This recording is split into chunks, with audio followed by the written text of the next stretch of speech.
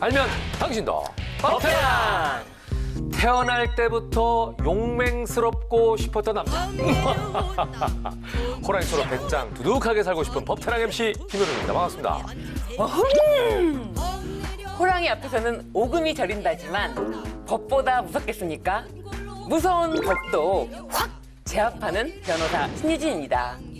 멸종위기 호랑이를 타육하는 타육사의 마음처럼 법태랑을 돌보는 빅데이터 전문가 전민기입니다. 네, 자 드디어 올게 왔습니다. 임인년 새해입니다.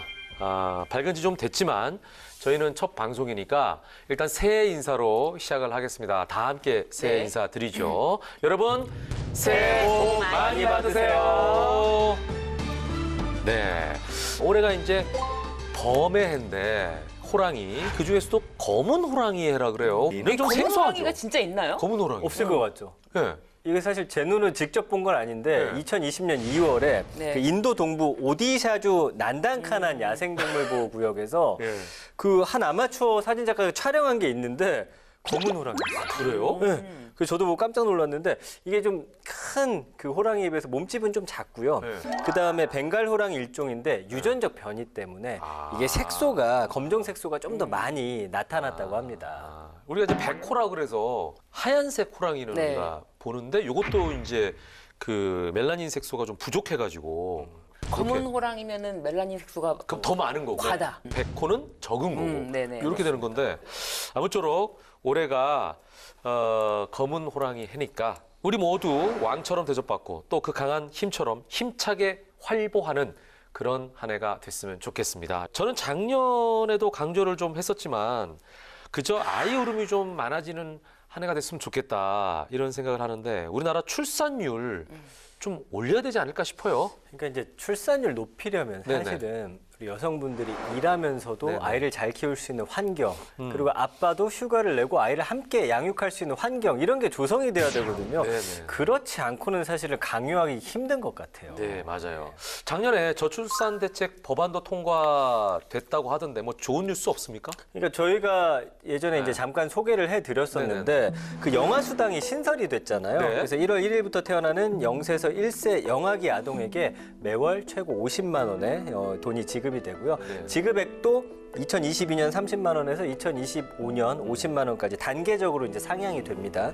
네, 맞죠, 변호사님? 네, 맞습니다. 이 아동수당법 개정에 따라서 월 30만 원의 영아수당을 새로 받게 되는데요. 네, 네, 네, 네. 2025년 이후에는 영아수당이 월 50만 원으로 와, 늘어나게 됩니다. 예. 네, 월 10만 원씩 받는 이 아동수당 수급 네. 연령도 만 7세 미만에서 만 8세 미만으로 오. 1년이 늘어나게 됩니다. 네, 매월 정기적으로 지급되는 아동수당은 부칙에 따라서 2014년 2월 1일 이후에 출생한 아동들에게 적용이 됩니다. 아무래도 영아들은 네. 워낙 또 사실은 보호가 필요해서 밀착 육아가 필요해요. 그래서 실제로 영아를 둘 부모들도 네. 가정 양육을 선호하기 때문에 어린이집 이용률이 0세는 3.4%밖에 안 되고요. 1세도 36.6% 매우 낮은 편입니다. 그러네. 그래서 정부의 지원금이 어린이집을 이용하는 부모들이 사실은 네. 더 많이 받고 있었기 때문에 그동안 지적을 받아왔어요. 네. 그래서 현실을 잘 반영한 법안 같습니다. 네, 뭐 검은 호랑이에 나온 아이들이 나름 이제 복덩이가 아닌가 이런 생각을 하게 됩니다. 자, 그런데 아이 나오면 어떤 지자체는 뭐 2천만 원, 3천만 원 이렇게 준다는 것도 있던데 그런 소식 같은 건 없습니까? 그런 소식은 있는데요. 네. 보통 지자체에서 주는 이 네. 출산 장려금은 뭐 몇째 아이부터 이런 기준이 있었는데 그렇죠. 이 조건 없이 네. 출생아 한 명당 200만 원 상당의 바우처를 지급하는 네. 저출산 고령화 사회 기본법을 개정했습니다. 네. 그 이름이 첫 만남 이용권입니다. 처음 만나. 네, 그러네. 처음 만나니까 이름을 참 잘 지었네요. 이거 어떻게 받는 거죠? 이 첫 만남 이용권 받으시려는 네. 분들은 영유아의 보호자라든지 대리인이 이제 아이가 출생하고 신고한 이후에 60일 이내에 지방자치단체에 신고를 하면 되고요.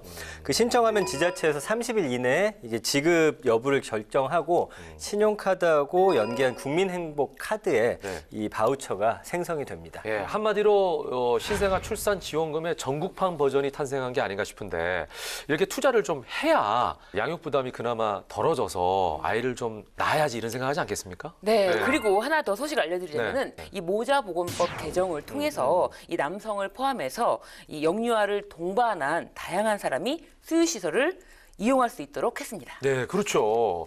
육아의 책임은 여성에게만 있는 게 아니잖아요. 아빠도 같이 해야 네. 되잖아요. 맞습니다. 네. 이제 남성의 육아 참여율만을 높이려는 게 아니라 네. 요즘에는 한부모 남성 예. 가정도 있고요. 네네네. 그 다음에 이제 육아휴직 내 가지고 좀 육아를 담당하는 남성들이 늘어나고 있잖아요. 네네. 그래서 보건복지부의 남성 이용 가능 수유시설 현황 자료를 제가 한번 살펴보니까 전체 수유시설 2,841개 수 중에서 20%인 558개소가 남성 이용이 아예 안 됩니다. 아, 그래요? 네, 그래서 그 문제를 좀 해결할 수 있는 그런 법안인 것 같습니다. 어쨌든 그래도 이걸로도 아이 낳기엔 지원이 부족해 하는 분들도 계시겠지만 이렇게 시작을 하는 거죠. 네, 그래도 왠지 이 법안 덕분에 아이 울음소리를 더 들을 수 있지 않을까라는 기대감이 좀 드네요. 자, 첫 만남 이용권이 있다면 우리에겐 첫 방송 이용권이 있습니다. 오늘의 법대랑 주제는 뭘까요? 네, 이 저출산 탈출도 중요한데 아마 전 세계의 소망은 이걸 것 네. 같아요. 기후 문제 해결. 아. 그래서 오늘 주제는 우리도 기후 천사가 되어 보아요. 그린 에너지법입니다. 아, 기후. 예, 지구를 살리는 일, 또 지구가 일단 살아야 아이도 낳고 우리의 노년도 더 행복해지는 거 아니겠습니까? 자, 그런데 말로는 필요하다라고 하지만 세상을 밝게 만드는 일은 결코 쉽지 않은데요. 과연 어떤 분이 그 해법을 속 시원하게 제시해 주실지 궁금하시죠? 바로 이분입니다.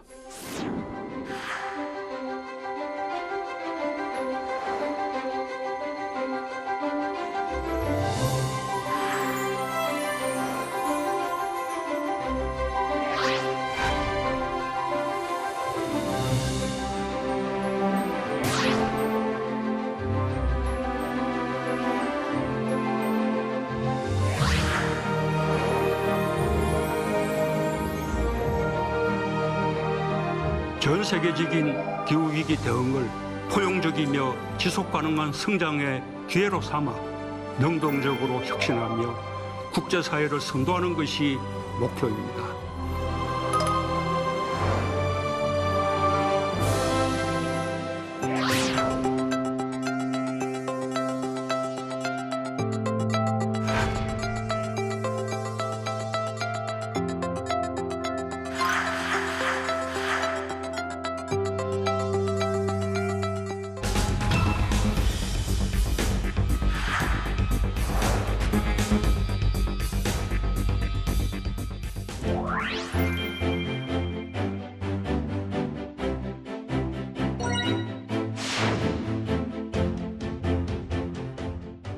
마을 단위의 에너지, 재생에너지 중심의 일종의 에너지 자립 마을들을 만들어야 하거든요. 작게는 마을, 좀 크게는 그런 제주도처럼 이렇게 하나의 독립된 분산 에너지로 자립할 수 있는 그런 법 체계를 이제 처음으로 그 원자력 발전소를 돌리면 그 사용 후 핵 연료라고 해서 기준이 높은 방사능이 나오는 사용 후 핵 연료가 필연적으로 나오게 돼 있거든요. 지금 당장 우리는 좋지만 이걸 이 다음 세대가 안정적으로 최소한 20만 년에서 100만 년 정도를 보관하는 연구 폐기장을 지어야 되는데 아직 그것에 대한 사회적 합의가 안 돼 있어서 부생 가스도 신재생 에너지로 분류가 되어 있고요. 쓰레기 소각열도 신재생 에너지로 분류되어 있어요.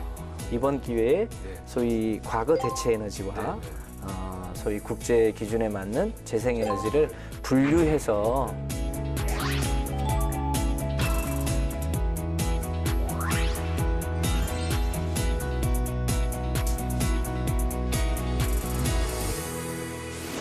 행정혁신의 아이콘, 공존의 시대를 만드는 남자, 공신남. 노원의 사랑을 오래도록 받아오신 분입니다. 김성환 의원님 모셨습니다. 어서 오십시오. 네, 반갑습니다. 반갑습니다. 네.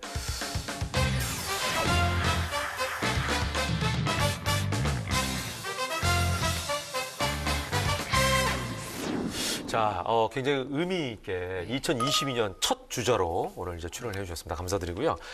신년 인사부터 한번 해주시죠, 의원님. 네, 시청자 여러분 반갑습니다. 2022년 새해가 밝았습니다. 올해는 코로나 걱정 없이 경제도 좀 활력을 되찾고 또 국민들의 이 건강도 큰 걱정 없는 그런 밝은 새해가 되기를 진심으로 소망합니다. 네, 아유 감사합니다. 1월 연초인데 이때는 국회가 뭘 하는지 또 저희 입장에서 굉장히 궁금해지네요, 의원님. 정기국회가 원래 12월 9일 날 끝나는데요. 네네네. 9일 날까지 처리가 안 되는 법안이 참 많아요. 그래서 연초에도 보통 이제 임시회가 계속돼서 연초에도 법안 처리에 보통 정신이 없습니다. 그러시구나. 네, 특히 3월달에 대선이잖아요. 대선 이전에 처리해야 될 법안들이 또 상당히 있고 또 그 후로 처리해야 될 법안이 있어서 여러 가지 이제 민생과 관련된 법안 처리를 해야 되는 시기입니다. 그러니까. 제가 이제 뒷조사 전문입니다. 네. 아, 그래요? 빅데이터 전문가예요. 네, 그래서 이력을 쭉 봤더니 네. 국회의원 보좌관으로 시작하셔가지고 구의원, 시의원, 청와대 갔다 오셨고요. 그다음에 구청장, 그리고 국회의원까지. 야, 이게 사실은 어떻게 보면 모험적인 코스. 근데 스텝 바이 스텝으로 계단을 다 밟아오셨어요. 이렇게 밟으신 분이 또 있으실까 싶을 정도로 이렇게 스텝 바이 스텝으로 하신 분들이 계신가요? 전 많지 많이 못 않죠. 뵀는데, 그죠? 그렇죠. 예. 이 야구로 치면 그걸 사이클링 히트라고. 맞아요. 1루타, 2루타, 3루타 홈런. 네, 뭐 그런데 뭐 다른 나라들을 보면 이제 사례가 많죠. 특히 이제 유럽은 아예 학교 다닐 때부터 본인이 이제 선호하는 정당의 당원이 돼서 지방의원부터 하고 뭐 연방의원도 하고 막 이렇게 하잖아요. 우리도 이제 지방의회 경험, 또 광역의원 경험, 단체장 경험들을 쌓은 분이 국회에 와서 더 폭넓게 일을 할 수 있도록 하는 건 뭐랄까 좋은 코스라고 생각이 드는데요. 좀 일찍 시작할 수 있도록 그런 문호를 많이 열면 좋겠습니다. 예. 지금 뭐 말씀하신 대로 굉장히 일찍 정치에 이제 뜻을 두신 건데 젊은 시절부터 정치가 꿈이셨던 건가요? 그렇지는 않고요. 저도 대학교 다닐 때 학생 운동을 했는데 네네. 그 일종의 당시에는 블랙리스트 같은 게 있었나 봐요. 입사원서를 냈는데 잘 면접 보러 오라는 소리도 잘 안 하더라고요. 아까 이제 학생 운동했던 사람들은 체크를 좀 해가지고 네. 회사 입장에서는 조금 곤란한 어떤 대상자라고 생각을 했나 보다. 그래서 취직이 잘 안 되기도 하고 그런데 국회 보좌관, 비서관은 그런 블랙리스트가 별 상관이 없어서 비교적 용이하게 국회 보좌관 활동을 한 3년 정도 했는데 인생으로 보면 참 소중한 경험을 하게 됐던 거죠. 그러네요. 그런데 예전에 이제 노무현 대통령께서 386 세대는 정무 민정 업무에는 탁월한데 정책을 만드는데 잘하는 사람이 없다. 김성환이 유일하다. 이렇게 말씀하셨다고 하는데요. 그 노원 구청장 시절 때부터 뭐 자살 예방 사업부터 또 비정규직의 정규직화, 뭐 생활임금제도, 그리고 치매국가제 이런 모든 것에 모범이 되셨다고 하는데 정책을 잘 만드는 비결이 어디 있을까요? 노무현 대통령 시절에 정책실에 처음부터 거의 끝까지 남아 있었던 사람이 딱 두 사람인데요. 한 사람이 저고 한 사람이 청와대 정책실장까지 했던 김수현 실장, 그렇게 두 사람 정도가 가장 오래 있었는데 특히 운동권 출신 중에 청와대 정책실에 붙박이로 있었던 사람이 저밖에 없어요. 다들 이제 중간에 그만둔 사람도 있고 특히 이제 정책실에 근무하면서도 내가 지금 대통령이라면 이 정책을 어떻게 풀어나갈 수 있을까? 이걸 이제 소위 대통령적 사고, 마인드 컨트롤이죠. 그렇게 시키지 않은 일도 뭐 기획하고 제안하고 뭐 이렇게 했더니 쟤는 좀 다르네 이렇게. 아니 얼마나 이쁘셨을까요? 그거랑 그 주변 사람들은 싫어해요. 그렇죠. 일을 더 해야 되니까. 예. 이제 그 공존의 시대를 네네. 이제 표명하셨는데 공존의 시대다. 이게 어떤 의미입니까? 현대사를 보면 그 2차 세계대전 후부터 1980년대까지를 일종의 복지국가 시대라고 합니다. 네. 전쟁 후에 사회주의 국가가 막 늘어나면서 자본주의 국가가 소위 공산화되지 않게 하기 위해서 스스로 복지를 막 정부 주도로 강화하는 시기가 있었거든요. 그런데 1980년대 레이건 대처 시대부터는 소위 신자유주의 시대라고 해서 국가는 이제 더 이상 개입하지 마, 시장이 다 해볼게, 이런 시대가 있었는데 작은 정부. 네, 예. 그렇죠. 그게 2008년 세계 금융 위기가 오면서 아, 신자유주의 시대도 안 되겠다. 이게 너무 양극화도 커지고 약국강식의 시대로 되돌아간 거 아니냐. 신자유주의가 종말을 구하는 시기다라고 했는데 그러면 그 다음 시기를 뭐라고 규정해야 될 거 아니에요. 그럼 다시 복지국가 시대냐? 다시 국가 중심이냐?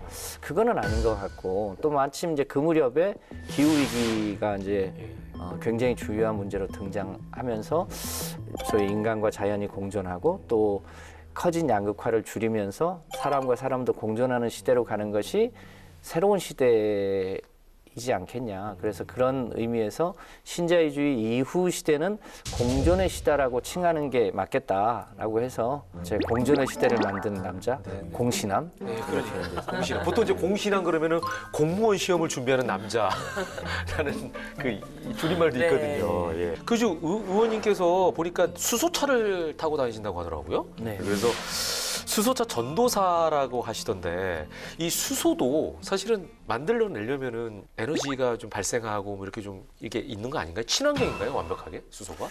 우리나라는 수소차를 만들긴 했는데 이게 현재는 LNG에서 개질해서 만들거나 혹은 이제 화학 공장에서 나오는 부생수소를 연료로 해서 써요.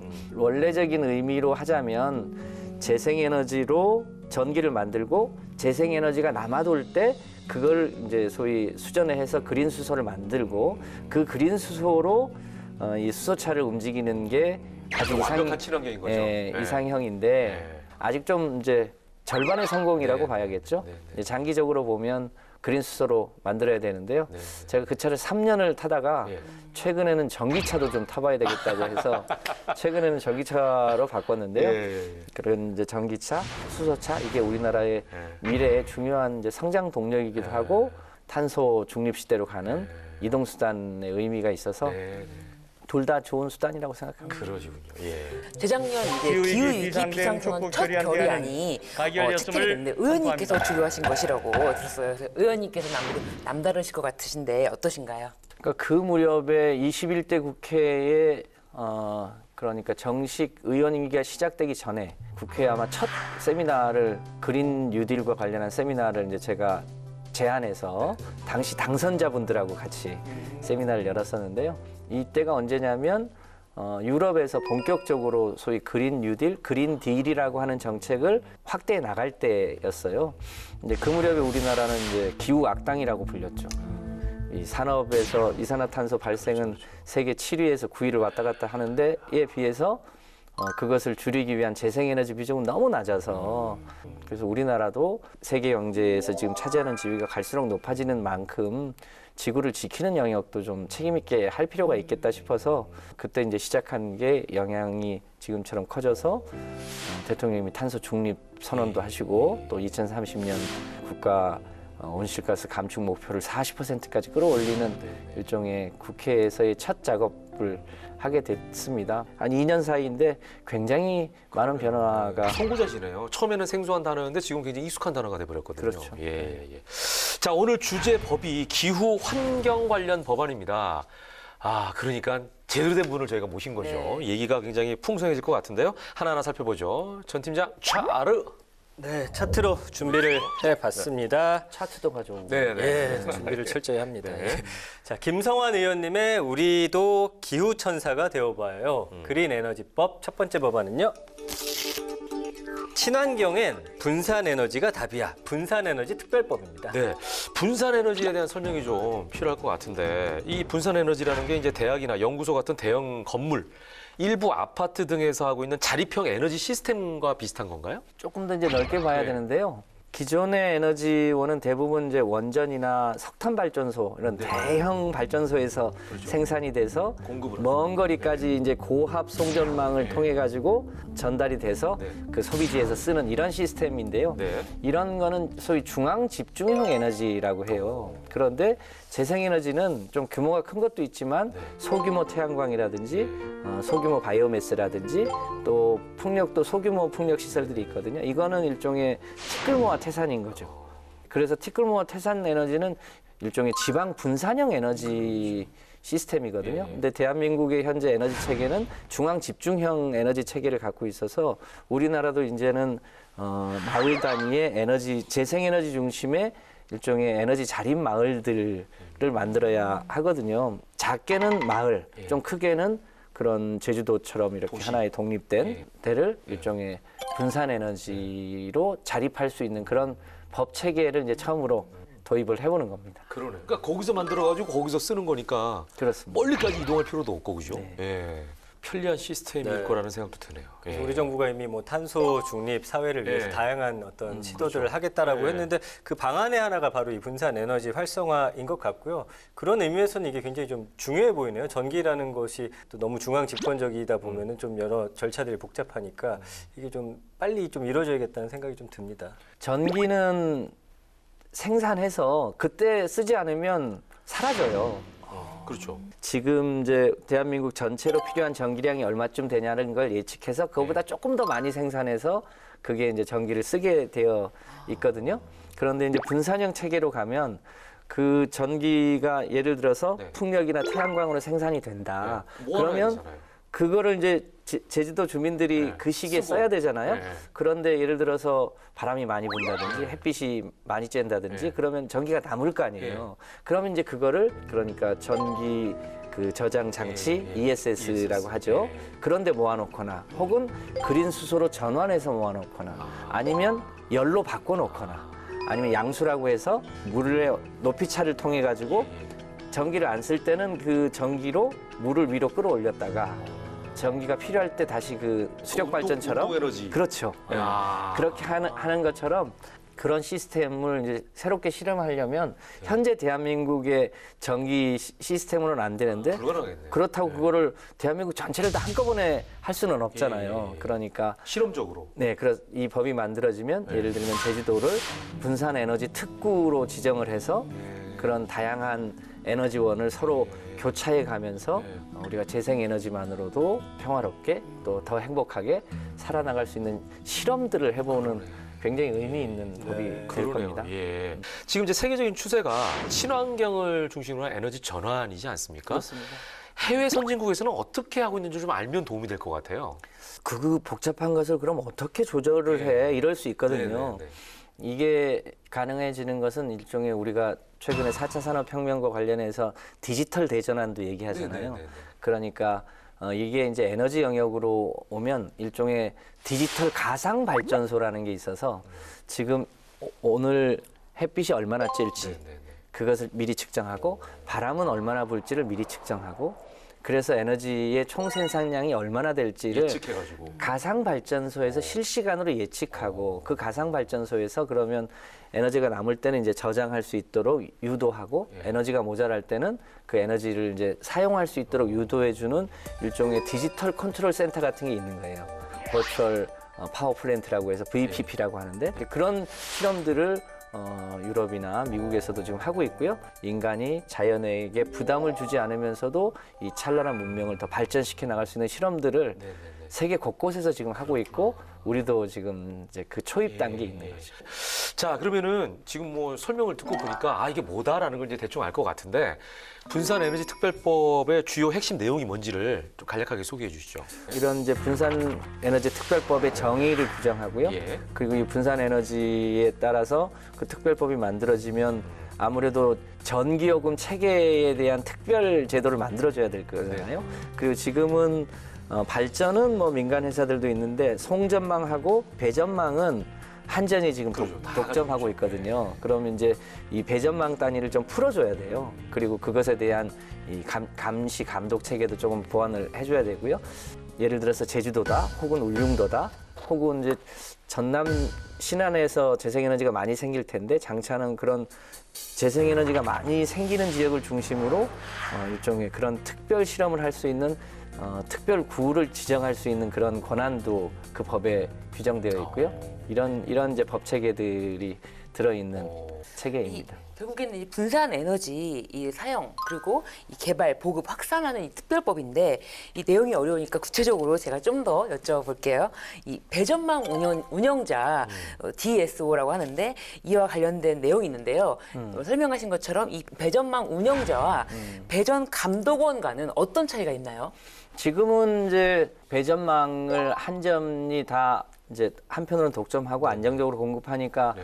우리 국민들이 별로 신경 쓸 필요가 없는데 예컨대 이제 재생에너지를 발전하는 발전사가 있고 그것을 이제 소비하는 소비지가 있을 거잖아요. 네. 그거를 지금은 이제 한전이 독점하지 않고 네.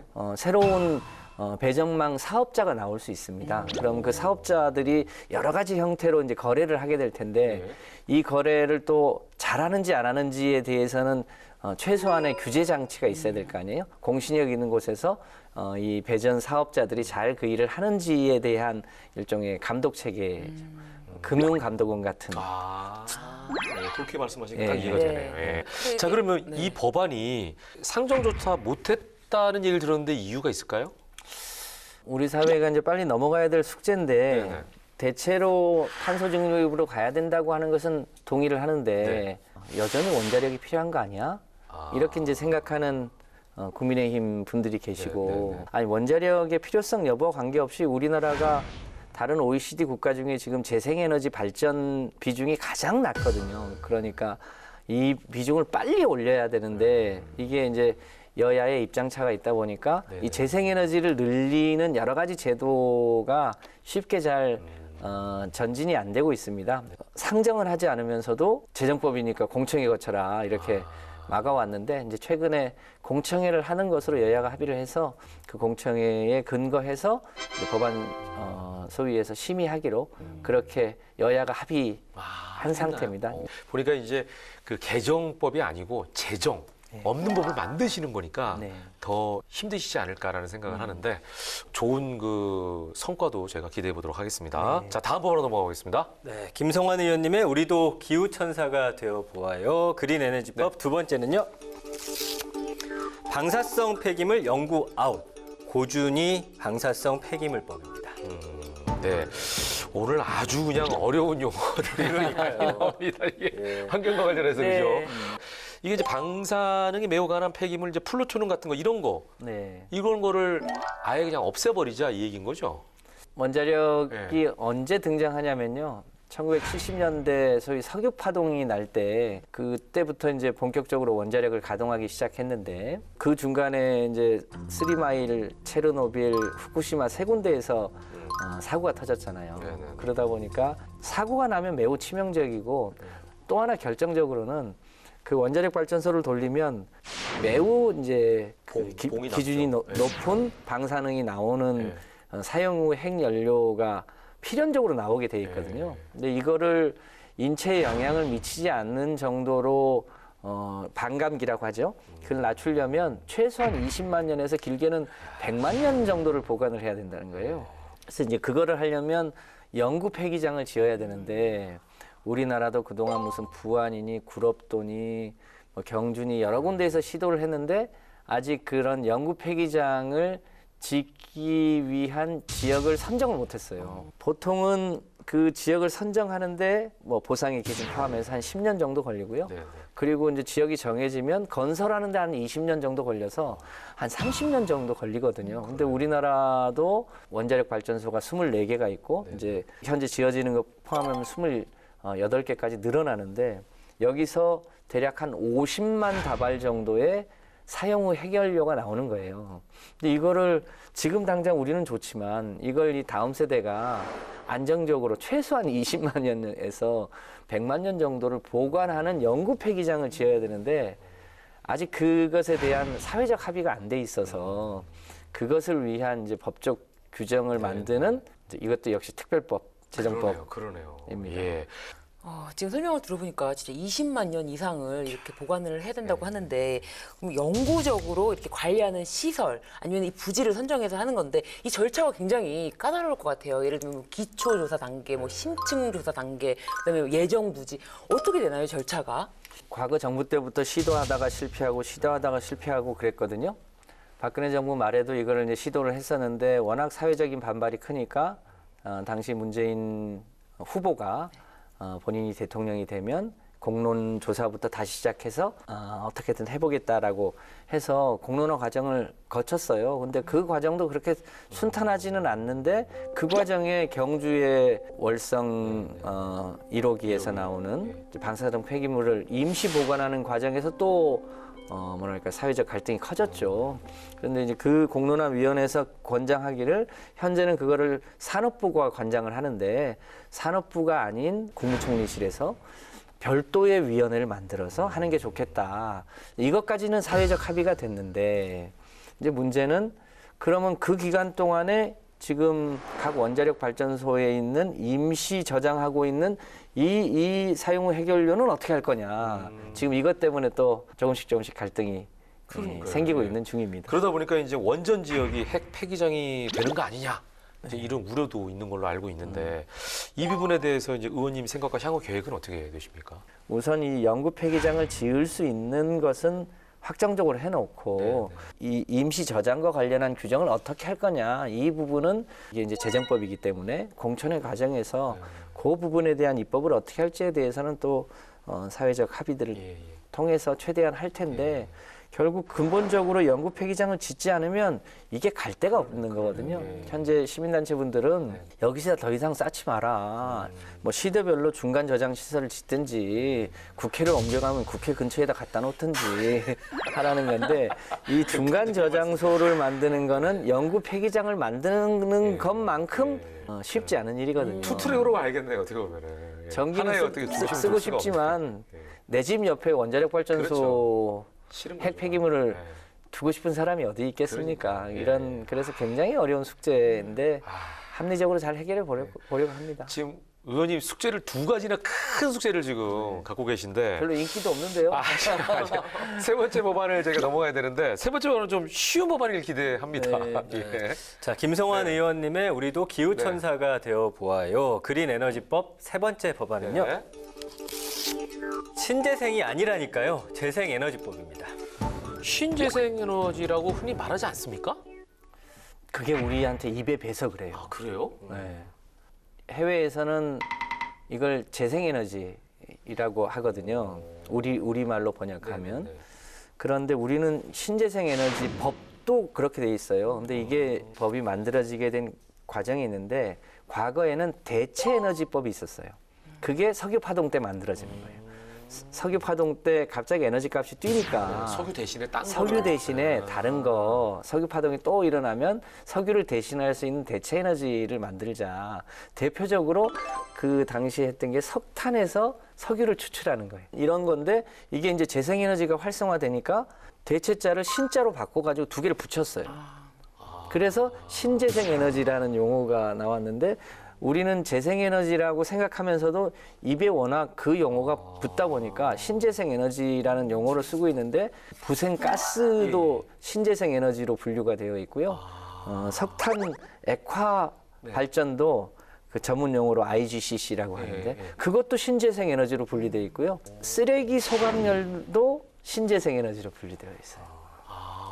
그 완전 다른 건데. 예, 그러니까 그래서- 이게 신에너지하고 재생에너지가 다른 건데 혼합이 돼 있네요. 네, 신재생에너지로 분류되면 여기에 대한 일종의 지원 근거가 생기거든요. 근데 이건 엄밀하게 보면 재생에너지를 활성화하기 위해서 지원하는 건데 다른 이제 대체에너지 수단이 붙으면서 이쪽도 지원을 해주고 있고 또 실제로 법적 용어가 맞지 않은 측면도 있어서 이번 기회에 소위 과거 대체에너지와 소위 국제 기준에 맞는 재생에너지를 분류해서 가짜가 끼어들어가지고 법의 취지를 혼란하게 하지 말자. 분리하고 법도 바꾸고 관리도 따로 하고 이렇게 하자는 말씀이신 건가요?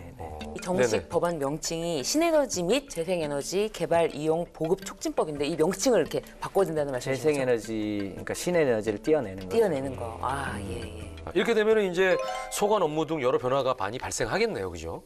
그러니까 엄밀하게 보면 네. 이제 연료전지 발전이나 그린 수소 발전 이런 거는 그 자체로가 재생에너지원은 아니고 재생에너지를 활용한 일종의 부속 시설이거든요. 예를 들면 재생에너지를 저장하는 ESS 시스템도 네네네. 그 자체로는 재생에너지 시스템은 아니고 그렇죠. 재생에너지의 보조기구죠. 그렇죠, 그렇죠. 예. 그렇게 이제 시스템을 달리하고 전혀 재생에너지랑 관계없는 네네. 일종의 석탄 네. 그 화력 발전이라든지 네네네. 이런 거는 이제 지원 대상에서 빠지게 되는 빠지고, 거죠. 예. 더 중요한 거는 우리가 부지불식간에 예. 신재생에너지라고 그러니까, 예. 표현하는 저도 그냥 저 표현을 여기저기 사회부로 가면 많이 썼거든요. 예, 그게 맞는 표현인 줄 알고 네. 듣고 보니까 그게 잘못된 표현이었네. 네. 예. 자, 그러면은 이렇게 해서 이 세 가지 법안을 좀 살펴봤습니다. 아, 그 어느 때보다도 이 머리가 좀 아픈 용어들도 많이 나오고 네. 했지만 사실은 기후와 환경을 위해서는 꼭 필요한 법들이 아닌가 이제 네. 이런 생각을 해봤는데 조 팀장 안 그래도 그 김 의원님이 뭘 많이 맡고 계시죠 이쪽 관련해서? 이제 의정 활동 보니까 20대 네. 국회에 입성하시면서부터 네. 이제 에너지 참정 역할을 해 오셨고 당내에서 또 에너지 정책을 주도하고 계십니다. 예. 그린 뉴딜 위원장의 또 2050 탄소 중립 특별위원회 실행위원장 등등 이 분야 전문가시니까 믿고 따라야 될 것 하나만 같아요. 파시네. 자, 에너지, 예, 기후 환경 이쪽. 예. 2022년 검은 호랑이띠라고 합니다. 예. 호랑이 하면 아무래도 힘 아니겠습니까? 네네. 의원님께서 힘있게 밀어붙이고 싶은 입법 계획 있으시다면 말씀 좀 부탁드릴게요. 아무래도 2022년은 이제 대통령 선거가 있잖아요. 그렇죠, 예. 대통령 선거는 5년에 한 번씩 우리 사회가 어디로 갈 건지에 대한 큰 의제들을 한번 사회적으로 쭉 모았다가 또 그것을 실행하는 건데 네. 저는 2022년이 일종의 기후 문제를 해결하는 근본적 대책을 만드는 그런 해가 되면 좋겠고요. 아까 이제 열거했던 그 법률 외에도 에너지 전환에 대한 문제라든가 이제 전기차, 수소차가 늘어나면 그 휘발유차를 만들었던 네. 부품업체에 종사하시는 분들은 또 실업의 위기가 예. 올 수도 있잖아요. 석탄 발전소에 종사했던 그렇죠, 분들이라든지 그런 분들이 새로운 산업의 직종으로 전환할 수 있도록 도와줘야 되는 것도 좀 네, 안정적으로 갖춰야 되고요. 네. 그런 대전환의 시기입니다. 이게 산업, 일자리 뭐 수송, 네. 건축, 에너지 전 분야를 바꾸는 거고 우리의 생각도 네, 네, 바꿔야 네, 되고요. 일종의 문명의 전환적 성격을 가지고 네, 있어서 2022년이 나중에 훗날 역사가 그런 우리 문명의 대전환을 획기적으로 바꾼 그런 해가 되었으면 좋겠다고 생각을 합니다. 2022년이 네. 원년이 되겠네요. 대전환의 원년. 네. 김승원 의원님이 소위 지구를 지키는 독수리 오영재 중에 1호시네요. 정말 지구를 네, 네. 지키는 독수리 오영재와 같은 그러니까요. 김성환 의원님의 네, 네. 입법 계획 네. 훌륭하게 잘 네. 이루시고 그래서 정말 2022년이 그 대전환의 원년이 되기를 기원하겠습니다. 네네네. 네, 사실 이제 전 세계가 기후 위기 때문에 많이들 고민하는데 그렇죠. 그 고민도 하시면서 또 실행에 옮기시는 게 재생종이를 쓰시네요. 옆에서 보니까. 그러니까요. 새로 나온 A4 용지인가 싶었거든요, 처음에. 한번 이거 이렇게 한번 좀 들어봐 주세요, 마지막으로. 예. 이게 지금 재생 개념 있는 사람들이 쓰는 종인 거죠? 네. 야, 마무리를 이렇게. 예. 그러니까 말만 하시는 게 아니라 실천을 다 하고 계신 거예요. 예, 대단해. 다음에는 시간이 된다면은 의원님 댁을 한번 방문해서 네. 혹시 집에 가면은 전기를 발생시키려고 자전거를 타고 계신 건 아닌가 이거 한번 봤으면 좋겠네요. 네. 집에 가정용 태양광, 아, 진짜? 베란다형 태양광 진짜요? 붙어 있습니다. 네. 이야, 예, 알겠습니다.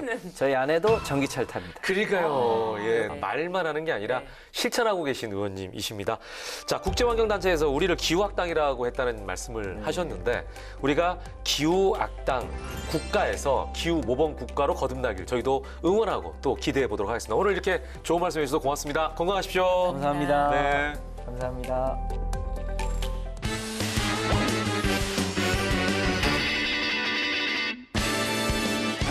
알다가도 모르겠고 모르다가도 할 것 같은 법 때문에 속 터지는 분들의 속을 시원해드리는 시간.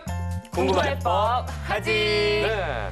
자, 세상 살면서 한 번쯤은 돈이 급하게 필요할 때가 있습니다. 누구나 다 이런 상황이 있죠. 그럴 때 제일 먼저 생각나는 사람이 가족 또는 이제 친한 친구 맞아요. 정도 될 텐데 친할수록 동거래는 절대 하지 마라 라는 또 속담이 있어요. 이게 참 아이러니하죠. 네. 친구끼리 동거래 합니까? 아, 저는 거액은 아닌데 빌려줄 때는 되게 이렇게 급하다 그래서 정말 몇 초 내로 빡 숨 넘어가듯이 빌려줬는데 받기는 너무 어렵더라고요. 그러니까 이게 받는 사람이 오히려 무릎 꿇고 애걸복걸 해야 이게 겨우 네. 받을까 말까 한다니까요. 그러니까요. 예, 전 팀장은 혹시 돈 꿔준 적 있어요? 저도 이제 생각을 해보니까 네. 한 200만 원 정도 빌려줬어요, 친구한테. 네. 받았어요? 근데 아직 못 받았는데 네.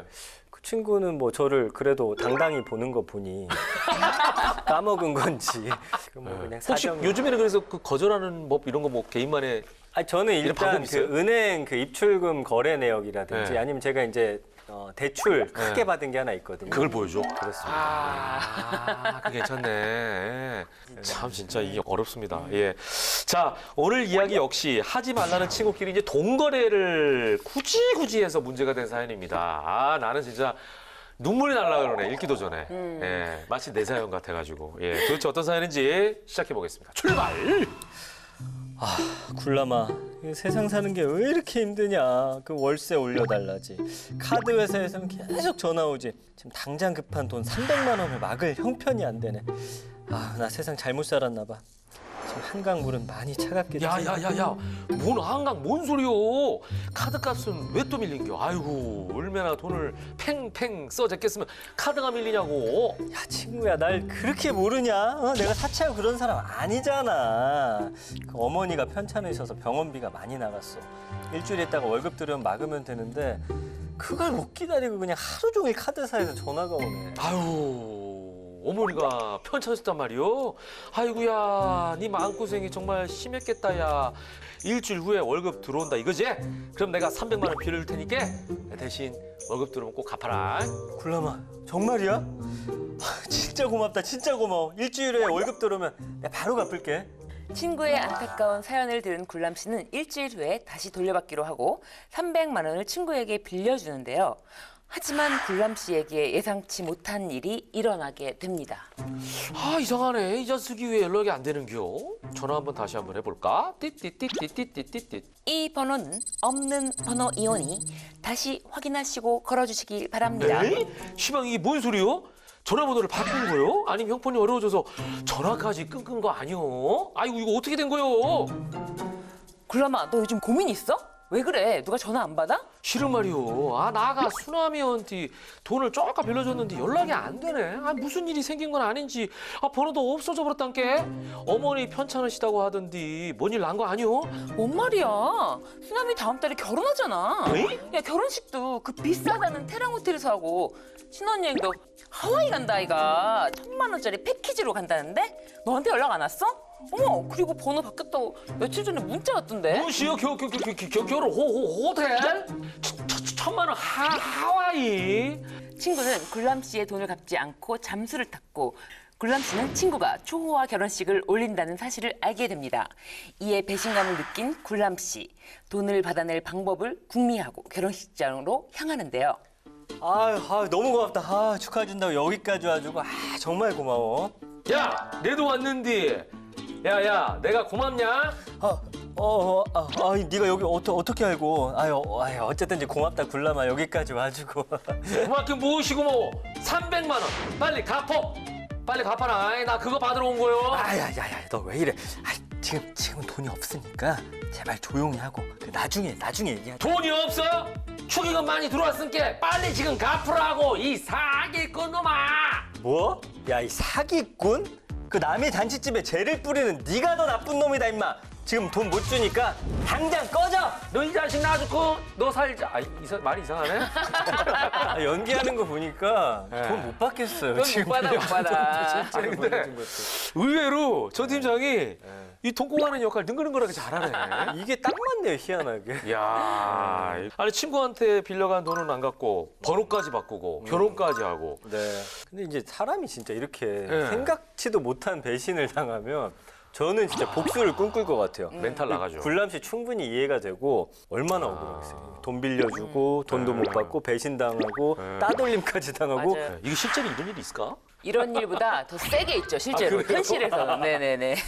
야. 오히려 오늘 사연은 좀 더 순한 맛이에요. 야. 네, 현실에서는 좀 더 세게 있더라. 네. 근데 결혼 시작하길 잘했네요. 네. 이 친구 입장에서는 결혼식 날 얼마나 곤란하겠습니까? 이런 경우에는 창피해서라도 축의금으로 주지 않을까 싶은데. 그러니까요. 네. 이렇게 결혼식장에 와서 빌려간 돈을 갚으라고 하는 거. 네. 요거 될까요, 안 될까요, 법적으로? 왜? 내 돈 받으러 결혼식 갔는데 당연히 축의금도 뭐 많고 그 자리에 네. 300만 원 정도 있을 거 아니야. 그렇죠. 네. 그런데 결혼식이나 네. 장례식이나 네. 이렇게 사람들이 많이 모이는 날 있잖아요. 네. 그런 날이 있는 행사고 잔칫날이기도 하고 아니면 네. 굉장히 뭐 추모를 해야 되는 행사 이런 날에 와서 돈을 갚으라고 하는 네. 거를 법적으로 금지를 해놨어요. 채권추신법인데요. 이런 것을 결혼식이나 장례식장에 와서 할 경우에는 채권추신법 12조에서 네. 이런 거 하지 말라고 금지를 해놓고요. 어길 경우에는 2천만 원 이하의 과태료, 과태료 부과처분을 받을 수가 있게 됩니다. 와, 네. 아니 이거 내 돈 받으러 간 건데 네. 사람들에게 알리는 것만으로도 법적 처벌을 받을 수 있다는 게 너무 놀라운 일이고요. 근데 왜 돈 떼이고 나서 이런 경우 드라마 같은 데 보면은 막 회사나 집 찾아가가지고 뭐 누구 엄마 나와 뭐 누구 나와 뭐 이러잖아요. 그러면서 내 갯돈 500만 원 내놔라 막 이러는 거. 네. 그러니까. 네, 이것도 문제가 된다는 거. 그러니까 이런 행위가 다 불법이었다니. 예전에 제 친한 그 누나 한 분이 돌아가셨는데 네. 그 화장하잖아요. 네. 화장. 거기까지 찾아와가지고 사채업자들이 막 이렇게 뭐 그 유가족들에게 행패 부리는 거 나는 봤거든요. 야 이거 어떡하냐. 나 이런 생각을 했었는데 이게 다 불법이었네. 그런 것도 다 채무자가 아닌 자에게 네. 돈을 갚으라고 요구하는 거 이런 것도 그것도- 다 채권추신법에 규정이 되어 있어요. 그래도 채권자가 변제해라라고 하는 적법하게 변제를 요구할 수 있는 권리가 있지만 네네네. 뭐 일부러 망신을 준다거나 공경에 빠뜨리는 것을 하면서까지 받아낼 수는 없다. 그래서 이렇게 규정이 되어 있어요. 또 정당한 사유 없이 저녁 9시 이후에 반복적으로 전화를 하거나 네. 뭐 채무자 또는 관계인에게 변제금을 마련할 것을 아주 강요를 함으로써 네. 공포심이나 불안감을 유발하고 사생활 또는 그 업무의 평온을 해친 행위 이런 거 모두 채권추신법에 규정이 되어 있습니다. 이런 거 다 금지 야, 행위로 이건 좀 규정되어 있습니다. 억울하다. 아니 네. 얼마나 돈을 안 줬으면 온갖 방법을 다 써봤겠어요. 예? 이게 예? 네 진짜 이거 감정이 그러니까 중요한 건 있어요. 네.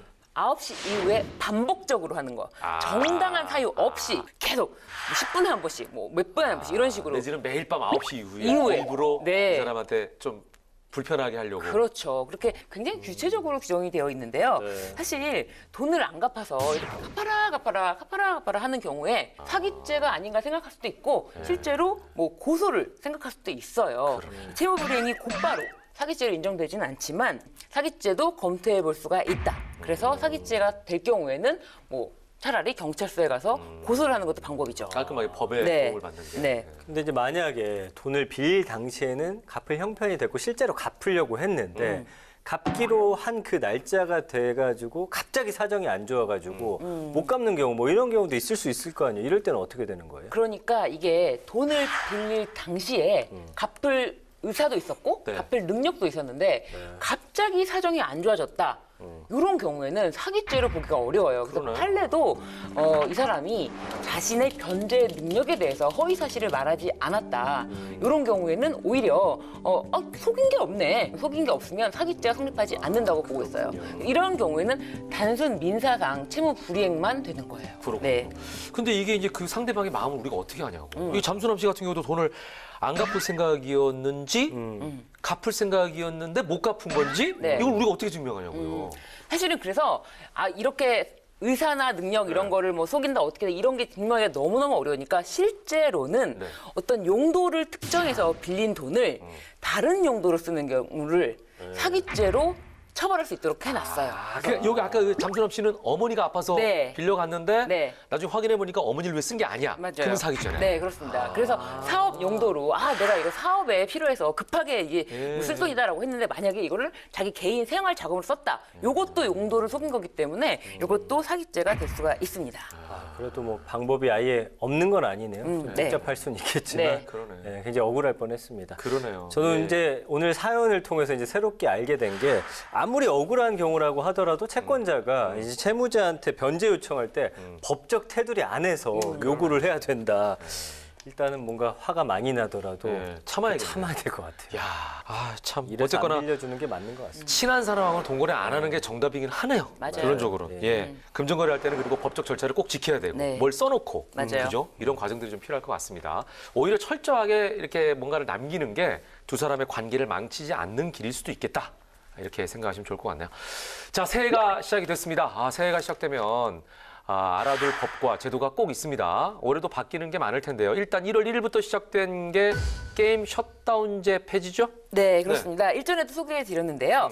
오전 12시부터 6시까지 사이에 16세 미만 청소년의 온라인 게임 제공을 제한하는 강제적 게임 셧다운제가 폐지됐습니다. 앞으로는 부모님이나 본인이 원하는 경우에 게임 이용을 차단하는 게임 시간 선택제, 선택적 셧다운제로 제도가 일어나겠습니다. 네, 이 관계부처 합동으로 이제 발표가 됐는데 셧다운제 폐지 및 청소년의 건강한 게임 이용 환경 조성 방안을 보니까요. 문화체육관광부 산하의 그 게임문화재단이 게임 시간 선택제 신청을 일괄 대행하게 됩니다. 그래서 게임사별로 신청하는 불편을 좀 줄이기 위한 조치라고 하고요. 또 보호자가 없는 사각지대 청소년을 보호하기 위해서 법정 대리인 외 교사 그리고 사회복지사의 게임 시간 선택제 신청도 접수를 하고요. 이 고령층 보호자를 위해서 전화 팩스 신청도 병행을 한다고 합니다. 네. 그러니까 자정 이후에 게임 이용이 자율로 되는 거죠. 그런데 알고 계시죠? 자율에는 항상 책임이 뒤따른다는 사실. 저는 게임 얘기만 하면 개그맨 윤정수 씨가 생각나요. 네. 항상 4시까지 게임하고 와가지고 피곤해하더라고요. 나랑 촬영할 때. 진짜요? 어른들도 그렇게 할진데 애들은 오죽하겠습니까? 그러니까 서로가 좀 옆에 좀 잘 지켜봐야 될 것 같아요. 네. 예. 두 분은 연초에 바빠요? 연초에 네. 저희 회사 같은 경우 연초에 좀 바쁩니다. 네, 그렇구나. 전국적으로 예, 예. 수지 보상 업무가 좀 개시되는 일이라서 좀 네. 연초에 바쁩니다. 네, 네. 저는 뭐 더 특별히 바쁘지 않고 저는 연말에 똑같이. 좀 많이 바빴거든요. 연말에 바빴고. 네, 조금 숨고르기 하고 다시 또 그래요. 달려야죠. 알겠습니다. 예. 올해 저도 더 바빠지길 저 자신에게 기원하고 많이들 네. 올해는 더 건강하시길 바라겠습니다. 자, 작년 이맘때도 사실 올해는 마스크 없이 살고 싶다 이런 희망이 있었는데 이루어지질 못했죠. 가족들과 못 만난 게 2년이 됐다는 분들도 계십니다. 어쩔 수 없이 이상가족이 된 기분인데요. 올해만큼은 마스크를 훌훌 벗어던지고 마음껏 얘기 나눌 수 있는 그런 한 해가 되기를 모두 함께 마음을 모아 기대해 봅니다. 오늘 여기까지입니다. 다음 시간에도 함께 해주시길 바라면서 알면 당신도 법대랑!